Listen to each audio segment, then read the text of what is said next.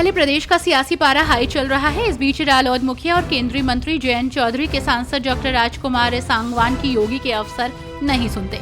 बागपत सांसद डॉक्टर राजकुमार सांगवान का दर्द जुबां पर आ ही गया। इसके साथ ही उन्होंने बागपत पुलिस पर कई गंभीर आरोप लगाए। उन्होंने कहा कि थानेदार निरंकुश हैं और एसपी की बात भी नहीं सुनते। कप्तान सीधे हैं, आदेश देना नहीं जानते और उनके सिपाही भी उनकी नहीं सुनते। हरियाणा चुनाव को लेकर नेताओं की प्रतिक्रिया सामने आ रही है। इस बीच हरियाणा में हुई वोटिंग के बीच समाजवादी पार्टी की सांसद डिंपल यादव ने कहा, हरियाणा में मतदान चल रहा है, लोग भारी संख्या में मतदान कर रहे हैं। ये दिखा रहा है कि कहीं न कहीं भाजपा पूरे देश में पिछड़ती जा रही है।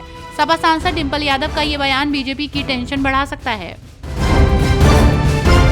लखनऊ में सीबीआई की विशेष अदालत ने कुंडा से डीएसपी रहे जियाउल हक की हत्या के मामले में 10 आरोपियों को दोषी करार दिया है।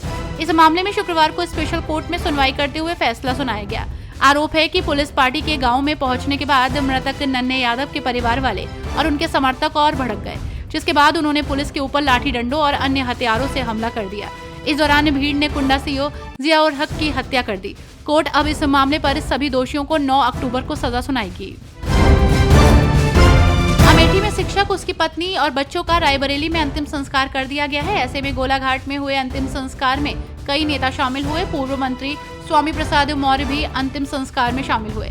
इस दौरान उन्होंने प्रदेश की कानून व्यवस्था पर सवाल उठाए। उन्होंने कहा कि अगर पुलिस ने कड़ी कार्रवाई की होती तो वारदात को टाला जा सकता था। उन्होंने कहा कि प्रदेश में कानून व्यवस्था नाम की चीज नहीं बची है। बसपा को बड़ा झटका देते हुए पूर्व विधायक प्रत्याशी डॉक्टर चारू केन ने कांग्रेस का दामन थाम लिया। महिला कांग्रेस की राष्ट्रीय अध्यक्ष अलका लांबा ने उन्हें संगठन की सदस्यता दिलाई। चारू केन ने कहा कि वो राहुल गांधी और प्रियंका गांधी के नारी न्याय के नारे से प्रभावित होकर कांग्रेस में शामिल हुई हैं। उन्होंने कहा कि बीजेपी के शासनकाल में महिलाओं के खिलाफ अपराध बढ़ रहे हैं। मेरठ के थाना सरूरपुर क्षेत्र के कस्बा खिवाई में रात के समय दिल्ली पुलिस और एसटीएफ टीम ने छापेमारी की। देर रात से कस्बे में पुलिस और एटीएस लगातार मिशन पर है। पुलिस के अनुसार खिवाई के कुछ युवकों द्वारा सोशल साइट के माध्यम से पाकिस्तान से बात करने का मामला सामने आया है। मेरठ महानगर के 24 दिन गंगा जल नहीं मिलेगा। गंगा जल की आपूर्ति 10 अक्टूबर को बंद कर दी जाएगी। वहीं मेरठ के परतापुर थाने में भारतीय किसान यूनियन के किसानों का धरना 8वें दिन भी जारी है। गाजियाबाद के महंत यति नरसिंहानंद के बयान को लेकर पश्चिमी यूपी में जगह जगह प्रदर्शन हो रहे हैं।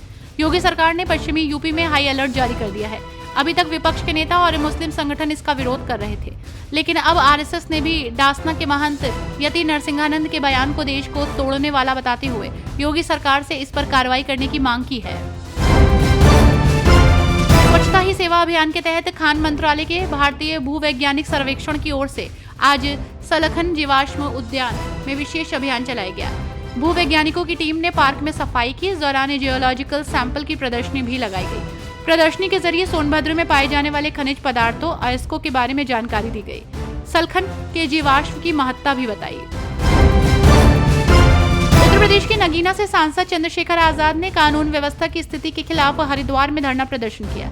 इस दौरान चंद्रशेखर आजाद ने कहा कि हम धरने पर संविधान की रक्षा के लिए बैठे हैं। संविधान सभी को सामाजिक, धार्मिक, आर्थिक और अपने अधिकारों और स्वाभिमान के साथ जीवन जीने का अधिकार देता है।